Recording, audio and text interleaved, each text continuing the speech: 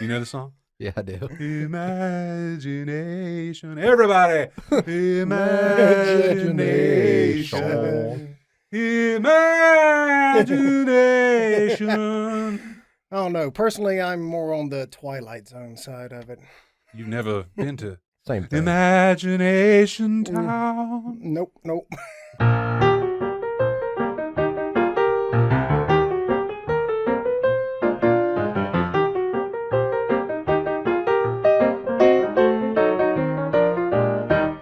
So what's up, guys? What's going on here? River Sullivan coming at you right here, right now, live and pre-recorded if you're listening and or viewing pleasure. If you like to look at the bullshit fireplace right there on YouTube.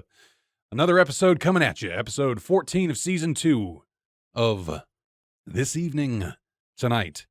And with me here, back from his latest tour of duty, of Call of Duty, of trying to hide from the virus like the rest of us, my friend and lifelong partner, Navy Wayne. What's up, Wayne? How's it going? And also here with me, the silver fox of splendid, sultry, grounded coffee glory. My friend that needs no introduction but gets one anyway. Scott. What it is. Yeah. You need to keep that first intro. I liked it. You were waiting for it. Very succinctly put. Normally I scream Scott's name just in an intro way, not in any other weird way. You put it Oh, succinctly. Scott! So glad you're here. Yes, Queen. I don't know how I'm supposed to react to that. I don't. Flattery. All of a sudden, the things best just get a reaction. little awkward here. So this episode, guys, we're starting off the show right here with another cup of some delectable coffee. Going a little bit more onto the beaten path. Enjoying just some fine original roast Tim Hortons coffee. Available at most gas stations and grocery stores in Canada, nationwide. Yes, that's right, Canada. It's a real country. Look it up. It's not bad. Not bad. It's very robust. Yeah. It's greasy. We ran it through the French press, which is the only way we like to do it here on the show. It's very tarry. It is very tarry. How much did you put in here? It's greasy. It's greasy. Oh, he put a lot. That's He put a lot. I'd like to say too You much. know that metal section on the bottom of your press? mm-hmm. He went past that. Yeah, that's what you're supposed to do, right? Ooh. Whew, yeah, that's going to last for a while. So what's new with you, Wayne? Nothing much, man. You know Yeah. how life is.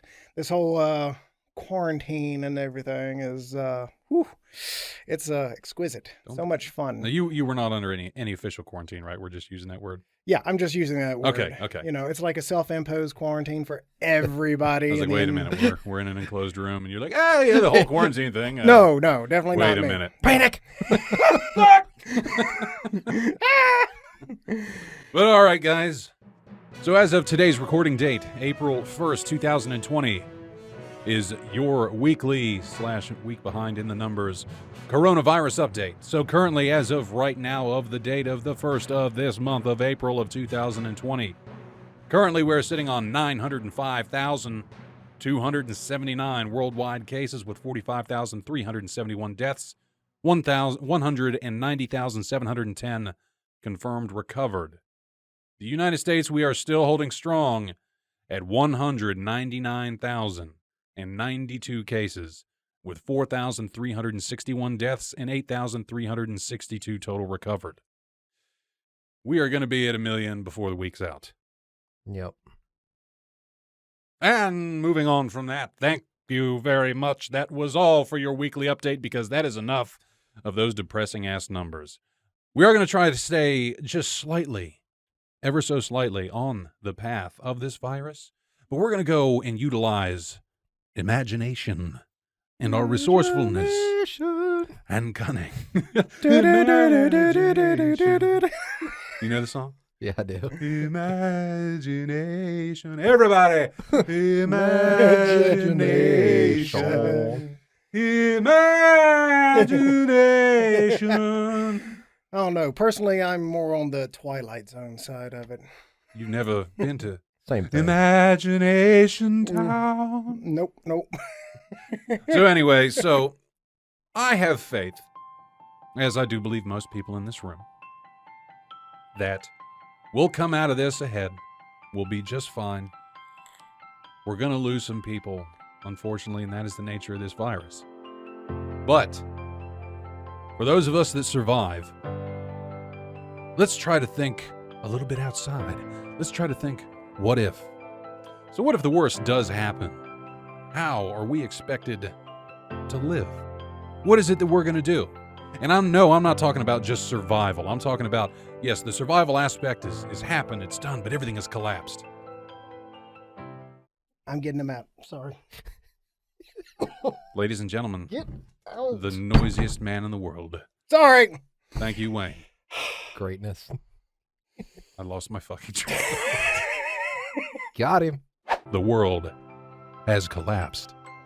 The economy is shuttered.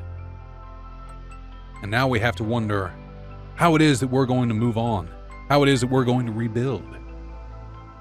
So that's what we're going to kind of do here, is go around the table and see what it is that we'd like to bring to the table of the rebuilding of society should the worst ever happen. Scott, what would you do with the doo-doo of the rebuild-a-doo? How would you do the voodoo that you do? Bring order How would you bring order? with any available means of force. This is not a test. We're supposed to be having a discussion here. Everything's collapsed. It's all done. People have started to gather together, maybe in communities, and you find a community. How is it, though, that they need water, they need power, they need electricity, they need law, they need order, they need help? What are you going to do? Live my damn life. Ah! No. You can't. There's no counter argument to that. If we're going with a scenario where our country no longer exists, I would say that you would try to rebuild the best you can and bring back the American spirit in some way or form in a new way with the same sort of ideas about freedom and individual rights, God-given rights. Mm. Now, when you say bring it back as close to America as you can, what part of America? Are you even asking me that question? Yes, I am. Constitution, Okay. the Bill of Rights, Nothing in it you change your God-given rights. to live your damn life. No, I mean, there's always room for improvement, but I think I still firmly believe one of the most perfect documents written, not perfect, most perfect. Mm-hmm. That's all I got to say about that. What skills would you have to bring to a community that? Okay, so going back to the James Wesley Rawls book of How to Survive the End of the World as You Know It, it talks a lot about people that are not living in a community-style area, like you're rural. You're just out there, like, if we all lived here at Casa de Sully, it's pretty much by itself.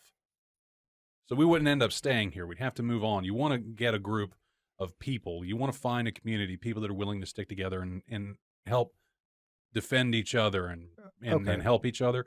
So let's say we've moved on and we've gone to a small town. And the only way they're going to let you in is if you can prove and tell to them what it is that you can bring to the table. I mean, honestly, that would be it right there. Security. I mean, there's a lot of things that I think I'm capable of doing, and I'm okay, but not necessarily proficient. I mean, I joke sometimes. I think the only thing I've ever really been truly good at in my life, the only thing I'm really qualified to do is to carry a weapon and guard stuff. I like it. I mean, I can adapt and overcome, Yeah. learn new skills. Just bring the French press with you. I forgot about that. Yeah. I do. I'll make the best damn cup of coffee you ever had in your life. The best coffee chain. Like they'd be up there on their wall, like guns pointed at you. What can you do? Start a fire. Like, best damn takes coffee. you 35 minutes. They're all watching you with guns trained. You're like, hang on. Get your fire started. Put some water on the boil. Finger up. Just hold, please. You're hired. Yeah. Do you think coffee would be a commodity? Oh, yeah. I believe it. Yeah, absolutely. Like, ooh. I mean, I'd hoard it. Yeah, I need to get another 10 because I'm already getting low on my primary and I still have my backup. I just want to keep it replenished. So what about you, Wayne? What is it you can bring to the table to this whole entrepreneurial venture that is just purely speculative? It doesn't really exist right now. Oh, well, I think I could probably bring a certain degree of leadership and coordination, honestly. A small group of people, like, okay, we got to prioritize. What do we need first? Okay, real quick, just so some of us don't know, but I do. Wayne here has a love of strategery. Yes, He's I a do. strategist. Yes, Group I do. historian. Well, yeah, you would be like our group historian, but also, yeah, you do have your love of battle tactics. Oh, yes. And in a I world do. like that, if everything's falling apart, you would fall back on like Napoleonic era battle tactics. Pretty much. Except we're not going to do the Continental March and just, all right, take a knee, top row, get shot. Yeah. Honestly, if this world came to a crash, you would still have to worry about people who can make guns, and then there's of course people who would, have the expertise to make their own gunpowder and stuff. So you would still have to deal with that. But I think we'd go even further back than Napoleonic. We'd go back to medieval style. All bows and arrows, yeah. Even Roman, because those are weapons that we can make and have abundances of. Oh, have you ever seen the show Into the Borderlands? I've only seen previews of it. I've never actually watched it. It's good. It's very good. There's not really any guns left, and the ammo ran out years and years and years and years ago, to where everybody's rebuilt in, like, I'm pretty sure it's the United States. Everything was rebuilt in a bunch of not a district, but it was run by pretty much like these plantation style owners. Like they own a big mansion, and then they own slaves that they called cogs. And like one state was good at making opium because they had the poppy fields. One was good at making, like they did all the coal mining and stuff like that. But they all were trained in hand-to-hand combat with swords and shuriken and stuff like that. It's actually one of the best choreographed fight shows I've ever seen. Mm-hmm. The what is it? Nick Frost that played Ed from Shaun of the Dead, not Simon Pegg, but Nick Frost, the fat dude. Right. Yeah. He's in it, and he's like a warrior monk. It's cool. Okay. It's an awesome show to watch, but yeah, it goes on about things like running out of ammo. Oh, cool. Yeah. But I definitely would be concerned with the group. All right, prioritize. What do we need to do first? We need water. Need fresh water. We need food. I disagree with you on the town thing. Mm-hmm. I think honestly, the better decision, especially if you had a small group of people, mm-hmm. the better idea would be to go into the woods. Localize yourself around maybe the root of a stream. Yeah. There's your fresh water source. Deer and other animals are going to be around it. Yeah. So if you're a hunter, you can... Absolutely. Now I'm going to play devil's advocate with you on this. Because yes, that does make the most sense. It's harder to be found by people you don't want to find you. You're closer to game. You're closer to natural resources.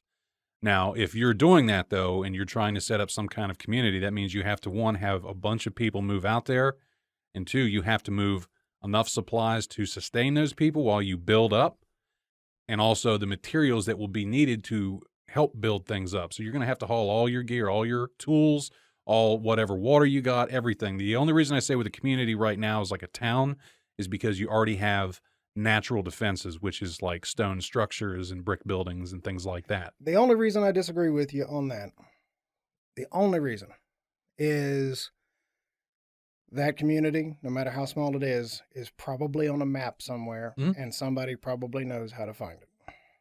If you have a strong enough community to be like, come on, Clee. Mm-hmm. Oh, you gonna walk over here, but you gonna walk out limping. But I would use a community like that as a scavenger source. Mm-hmm. That's where I'd go, and I'd just slowly just bring supplies to where I'm actually using them at. Mm.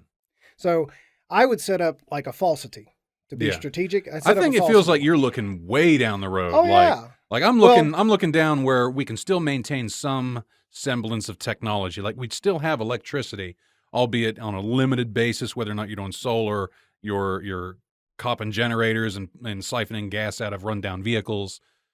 But it's true, but I've always believed in the policy of if you go ahead and just go for the most extreme example, when the time sets up right, just go ahead and go for it. And then if everything turns out hunky-dory, then you got the community right there. You can just, whatever, no big Yeah. deal.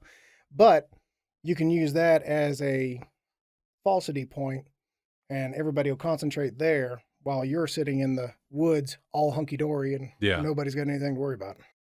See, in my eyes, you have to look at things in too. So if like the town, you say, is like your falsity point to where, yeah, it's there, it's you're going there to get supplies, whatever. My eyes, you still would want to secure that though to some kind of point, because you go in, you go out, you go in, you go out. What if when you leave, somebody moves into that and then you come out to get your supplies and they've taken up shop? Right, yeah. You want a permanent presence there, of course, so you can defend it. And then you have to look at being able to cover up your trail from leaving there, going back to your little, fortress That's in the why woods. an area like this at a state park, any houses or small communities close to a state park is perfect, because Welcome to Casa de Sully. because you have the natural resources right there where pretty much all the animals already know they're safe. Mhm. And if you use bows and arrows, you're not scaring the animals off. when And you kill attracting them, unwanted attention. and attracting unwanted attention. I just would say that if our economy collapsed to that point, because if the way our country is right now, and I know this is a bit of a stretch what I'm getting ready to say, I'll admit that, but kind of, especially in the more populated areas, the way our country is if one part of our infrastructure falls, the rest of it's going to go like dominoes. No, we talked about that in one of the most recent episodes we did, because we operate off the just-in-time commerce chain that we found from the Japanese in World War II. Right. Yeah, if those truckers stop running, because they've been running like dogs here, and I see it every day I go to and from work. Those trucks have not stopped. Like, those guys they're moving like crazy. Mm-hmm. And that supply chain that is our truckers of the United States here, they are getting stretched. Is bad. I mean, they're holding together. Thank God for team drivers. You got a lot of husband and wife crews out there, and a lot of like buddies that do team driving, that somebody at least can get some sleep and that truck can still move. Like, you can double your distance of that. Oh, I've been seeing that. I don't know if you remember an old friend of ours, and Clean. Oh yeah. Old Mr. Clean. Yeah. He's definitely been sharing about that. Oh, he's a trucker. Oh yeah, he's a trucker. Oh, I didn't know that. Yeah. Mm-hmm. Never really asked him what he did for a living. Yeah. So he's been sharing that, talking about that stuff as well. It's crazy. It's getting bad out there. Yeah. And the trains as well, because that's another thing we forget is the trains. I used to do trucking as well. Yeah. And Who'd you drive for? Anyway? I drove for Slow Wheels and Fast Traffic. So that was Swift. That company was called Swift. Oh, okay. I got a buddy that drove for Schneider Trucking for a while. He wanted me to be on there, be a team driver with him. I was like, I can't sit in a car or a truck for that long. Well, I mean, the nice thing is having the beds in the back. So, you Yeah. can stretch out and watch TV and cook yourself a little food and stuff like that. Not bad. I did it. I was a flatbed driver for a year, and that's a real pain in the butt. I can only imagine what it's like for them, because you have flatbeds and you have vans, and then of course you have your chemicals and all that stuff. Mhm. Flatbeds, they run the flatbeds just like you're a van. Now the thing with a van, the big 53-foot trailers, Yeah. you can just show up, drop the trailer you got, go to the next trailer, hook up, and then you're back on the road. That's the easy thing. Flatbed drivers, the way the companies route you is they route you as if you can do the same thing. But no, you have to show up with your flatbed. Mm-hmm. Then they have to load the cargo then you gotta strap on it all your down. flatbed. You have to strap it down and then cover it in a tarp and strap the tarp down. And then you have to get on the road. So they still run you like a van. So they're expecting you. So when you say van, you mean just like a standard? the big box trailers. Yeah, okay. Mhm. I've never heard the term before. Yeah, that's what we called it in the industry. I don't know if they changed it. Maybe they did, or I don't know. But they called them vans, the big 53-foot covered trailers. So that's a real pain in the butt. So I can only imagine what. And you're not doing anything quick. I mean, I got pretty good finally. I would tie down 60,000 pounds of steel coils. Yeah. On this trailer, and it might be 3, 4, or 5 of these, and you got to tie each one of these down individually. Yeah. And I got to the point where I could do it in about an hour and a half. Okay. But that's an hour and a half that your company's already thinking you're supposed to be on the road. Yeah. They're not thinking of the load time and the securing Right. time and stuff like that. Okay. So that's a bit of a tangent, but Good one. So you go marching up to the settlement, to the community. Mm-hmm. You know, you're just one man. Okay. We'll say it's all three of us. So Scott's already walked up and spent an hour and a half making his coffee, and they've already wholly accepted him because they watched him take whole beans and grind them down with a hammer and, Yeah. Started a fire just liberally, just slow stroking it. And he looked at him just Mm-hmm. like, oh, you can make fire, you can make coffee, and he knows how to shoot and stand in front of things and look tough. So you, as the second member of our company, march up, and they're like, what can you do? What are you going to bring to the table? Ooh. How would you can't just say, I'm good at strategy. You got to show them something. Right. Yeah. You got to prove right there in front of their walled-in community. I'm reasonably good with keeping an inventory. Okay. So if you got a stockpile warehouse or something, I could do that. So you'd be like good at like answering a basic math question. Yeah. Yeah. So if like they were, I might still have to count with my fingers, but they said, we got 50 cases of MREs with 12 MREs in them each, and we have 300 people we have to feed. How long will that last? How long can you make that last? that I couldn't do. And go. I'll edit this for time. No answer. I'm good. He's kicked out. I'm kicked out. Oh, I'm certain that you could bring something to the table. You'd probably tell him, hey, I'm a good pack mule. I remember, hell, you helped me move and Yeah. carried everything. But Yeah, I could definitely do that. And like just basically keeping tabs on like, well, how many MRs do we have left? Oh, okay. Well, you wouldn't ask them about the terrain and layout and explain to them probably holes in their defenses. And well, that's something I would really enjoy being able to do, but I'd have to get to the point to where I could actually do that with them. yeah, but you would already with your strategical brain, you would have already assessed their defenses because we've already scouted out this location. We go, hey, there's a community there. Let's scout around. We're not just gonna walk straight up to them. Oh, We're military men. We know better. We're not just gonna walk headlong into an unknown threat. We're gonna scout it out first. We could show them how easy it is to breach their defenses. Yeah. By breaching them. And taking everything they have. I can't tell you. So anything else you like? What? I would definitely get into the construction. I could help build. I either could help build defensive positions. I know how to. I even know how to set up, like if we had a stream and we had a little bit of an area we could make a little pond out of, we could dam up the pond. I know how I could make a small hydroelectric power plant out of a DC motor, a couple of 2x4s, and boom, right there. Power production, you're in. Yeah. So let me see. I would probably have to go up to them, explain to them I know how to build wood gasifiers. I would offer them some of my stockpile of ammunition to probably offer in trade. Bite your tongue.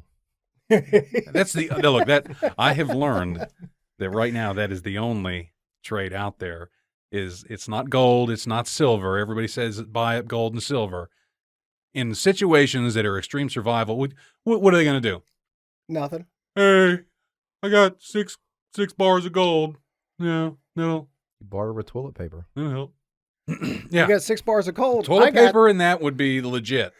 You got 6 bars of gold. I got 6 rounds in this gun, so give me 1 for each round. Well, I mean, let's say that even though let's say somebody doesn't even go that way, they just go, oh, what are you going to do with 6 bars of gold in an apocalypse?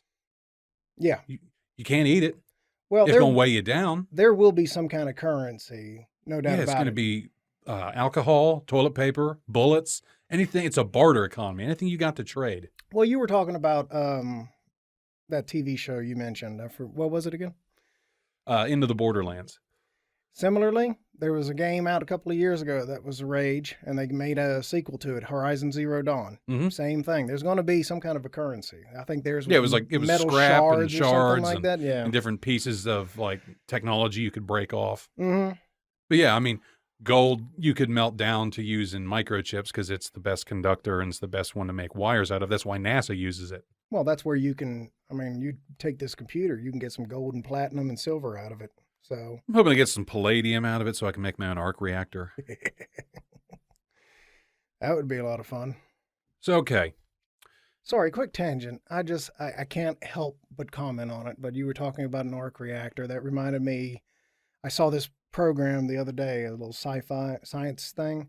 And apparently somewhere here in America, I think it was, they found a 600 million year old nuclear reactor. Huh? Yeah.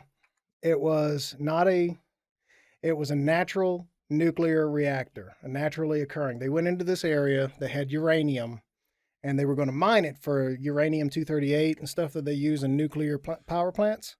Well, they went in there, and like over half or a quarter of the stuff that they thought was in there was gone. And then, of course, they launched an investigation because they thought people had come in there and stole it. And stolen uranium. Yeah, that's They a big no-no. They did an investigation, and it turns out that this had been a naturally occurring nuclear reactor from a couple 100 million years ago. It would flood up with water. The uranium would, through electrolysis or something, would get activated, and it would burn off the water. Which the water was acting as a cooling rod. Right, and then it would shut down because the water would all evaporate. Then the water would come back in, and it just naturally did this over hundreds of millions of years. Huh. Where's this at? I think somewhere here in the U.S. or something. Oh, great. It's dead now. I mean, it's dead now, but 100 million years ago or 200 million years ago, it was an active nuclear power plant. I was like, cool. Anyway, I'm sorry. Okay, so let's steer this here in another direction. So now that we're looking at what it is we naturally do, where is it that you would just, in your imagination, let's say everything, whatever, apocalypse, all that's happened, where do you want to see yourself? And I'm talking like Fallout 4 imagination style. Oh, wow. Myself, I'll be on the Mon River in a houseboat as like a commander of my own ship. And it's just going to be barbed wire, and I'm going to have like cannons rigged up on it. And I'm going to just be the Plunder pirate of the Mon River, just going up and down, taking everybody's shit. And then helping people, and then, giving it to the people that really need it. So like a Viking, Yeah, like kind of like the Robin Hood of the river. Mm-hmm.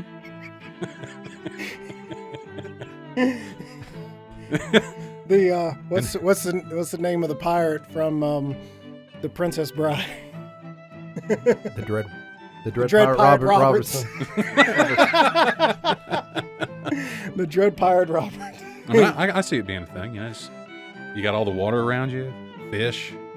Yeah, just bring that in. Maybe just do some trade. Go to port, drink whatever they got, and have a good time, and go back onto the USS Chudmuffin or whatever I'm going to name it, and just sail the high seas of the Mon River of like a mile. How are you going to get through them locks? Oh, I'm gonna. There's probably gonna be like somebody manning them, and I'll have to pay them. There'll be like the boatsman or the boatswain or whatever. What would you call the guy that mans a dock or a lock? The dock master, harbor master, something like that. Lockmaster. Lockmaster. Maybe that's where we should occupy. Yeah. Yeah. When in doubt, and they threaten us, we'll blow the dam. Actually, you got cannons, so you might as well just. I'm not paying nothing. Yeah, but then I blow the dam, and then I drown. So. Well, only if you're on the downside. You go to the up. If you're on the upside, This is the apocalypse. Of course, I'm on the downside. What about you, Scott? Where's your pipe dream of apocalypse at? You know what my plan is. Mine shaft. Gonna settle into a mine shaft? Maybe. Just live. That's it. I mean, live my damn life. Go out and have adventures, man. Like, I'm the Mon River pirate, man. Sailing Well, the USS Chudmuffin. I'm buckling swashes. Well, I mean, if we're going to go that route, I'll just be a hired deckhand, I guess. I don't know. Oh, so you want to be on the Chudmuffin? Yeah, All right. I'll shoot stuff Hell yeah. from a boat. Swab my poop deck.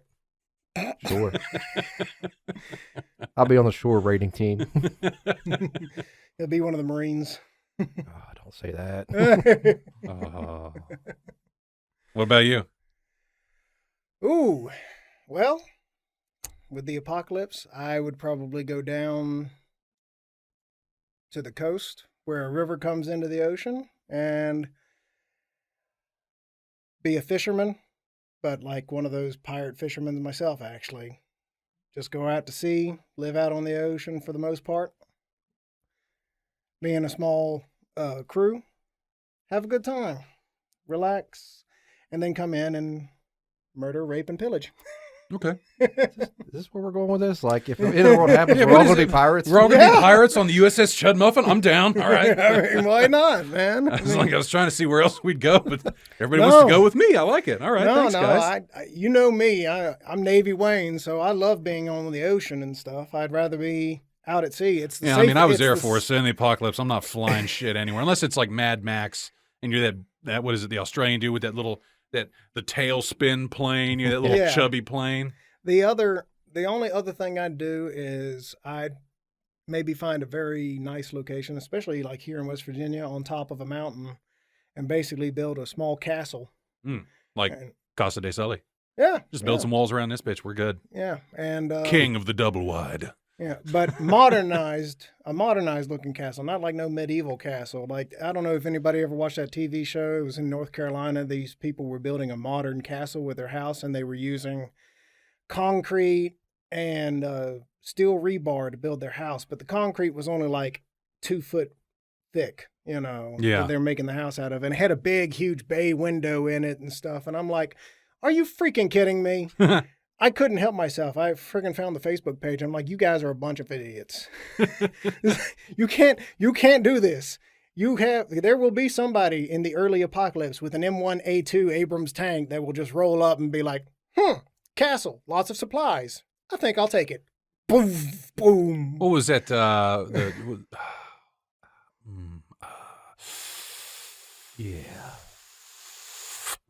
The Christian Bale movie that also had Matthew McConaughey in it, where they were like slaying dragons. Rain of Fire, was that it? Rain of Fire, yeah. Yeah, and he pulls up in a tank. Yeah. And there's dragons around. They still got a tank and a Black Hawk. Probably the only last two in existence, but... All right. So we are roughly at the halfway mark here. And what I'd like to do is we're going to do something here we haven't done in a while, and that is... Yes. play another round of AI Dungeon. AI Dungeon. And with AI Dungeon, have you played this with us before? No. This is my first time. Are you familiar with AI Dungeon? Nope, never heard of it. You're in for Have you ever heard of remember the old computer text-based games? Yeah. It's like a choose-your-own-adventure. It's like that, except it uses like this recognitive algorithm, like this AI. And so we plug in a scenario, a character, and a name for the character, and then the AI generates a story. So what we're going to do is set this up. So the setting we shall pick is apocalyptic. Select your character, Wayne. You have the choice of soldier, scavenger, survivor, or courier. Survivor. Select your character's name, Scott. Joe Diffie. Oh, Joe. Diffie. Generating story. Please wait. So I shall be your dungeon master of AI Dungeon, where I shall read everything that the computer tells us. And then you have the choice of what to do, which is completely up to your imagination. You are Joe Diffie, a survivor trying to survive in a post-apocalyptic world by scavenging among the ruins of what is left. You have a hatchet and a hunting rifle. You live in a small community of survivors who have managed to build a piece of civilization after the bombs fell. You are talking to one of the leaders of the community when you realize that this man has been watching you for some time now. He knows your name and where you live. Joe, he says, I know you. He points at his face with his hand and then shows it to everyone else in the room. What do we do, Scott? Ask him where we know him from. Where do I know you from? My name is Joe, but you can call me John or Jim if you like. My real name is Frank, but I've changed it so many times that no one remembers my old identity anymore. Why did you change your name? The man asks. So our past your wouldn't turn, damn it. haunt us. Oh, I'm sorry. Sorry. It's up to you, help. however you want to steer this. Because in these times, my name is irrelevant. I like it. It's not irrelevant. It's just, well, you're different than most people. It would be easy to take advantage of someone like that. John looks at you as if he doesn't believe you. He seems very angry and upset about something he said earlier. What's wrong? I ask, or Joe Diffie asks. Nothing's wrong, Joe. Just keep talking, please. John looks around the room and sees nobody willing to speak. I just love the AI. That just made it a little weird. Oh, no. It's getting... Hang on. John looks around the room and sees nobody willing to speak up. He continues to stare at you. Finally, he speaks again. Well, I'm sorry to hear about your family. They were all good people. I say we leave the community, gather supplies, and leave the community. Gather supplies and leave the community. Processing. You walk out of the community and see several other men looking back at you. They don't seem to notice you. We need to get out of here, one says. Yeah, we should go too, another adds. Well, what can you offer us? Since it's just Joe in the story I wrote down, what can you offer me? What can you offer me? Anything. The group turn their backs on you and walk away. You turn back to them and start walking towards them. A few moments later, they turn around and walk back to you. Okay. Should I kill them with a hatchet? We have a hatchet. Cut their head off. I would say answer my question or die. I cut their heads off with my hatchet. You stop walking and look at your surroundings. There isn't much to see, but there is nothing to fear anymore. The rest of the world is gone, and you have survived. You decide that you want to kill them all before they kill you. Now, I always forget this, but if you want, you can just press enter again and let the story process from the last input. So the AI will try to go off of where it is that we left it. So what do you want to do? Head out into the wilderness. I head out to the wilderness. You feel like you've been running away from something for years. Your life was never really yours anyway. It was always taken from you. Now that everything is gone, you want to die alone and free. The world now sucks, but I won't give up. Okay, life is hard, but you will find a way to make it better. Life sucks, but you'll endure it because you have to. You run through the woods and into the mountainside. You climb up the mountain until you reach a clearing in the trees. This is where I shall build my castle. We also try to take everything that we've talked about and try to inject it in here as well. You stand in front of the clearing and smile. You begin to chant, I am the king of this land. I am the lord over this domain. I am the ruler of all that exists. Suddenly, a bolt flies straight towards you, but you catch it with your hand instead. Enter. Yeah, process. You fire another bolt right back at the man who shot the first one. The two bolts hit him square in the chest, killing him instantly. You laugh maniacally and shoot more bolts at the remaining men standing nearby. Soon after, you hear screams coming from inside the building. You in the building.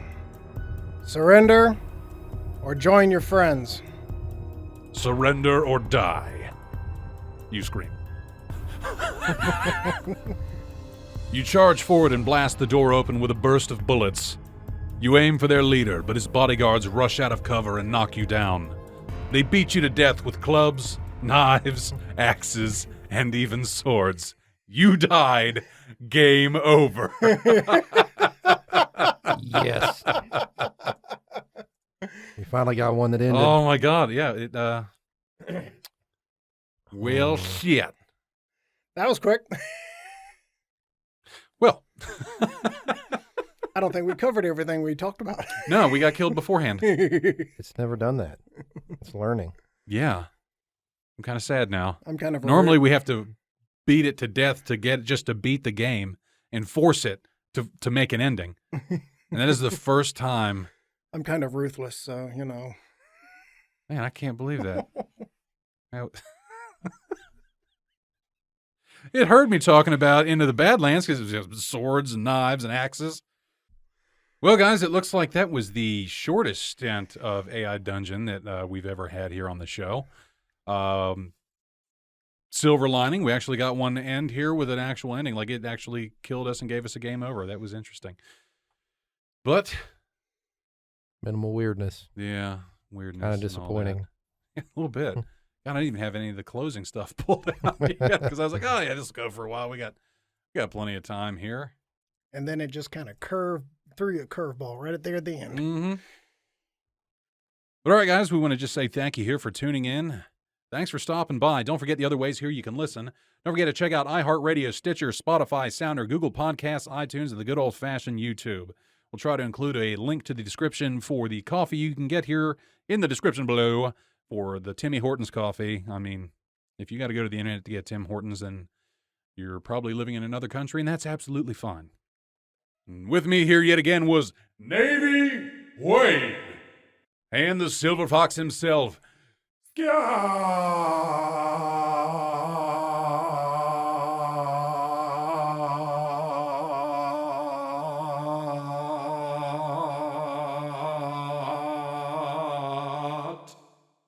That didn't sound weird at all. So until next time, guys, thanks for stopping by. Thanks for tuning in. And until we see you next time, peace out.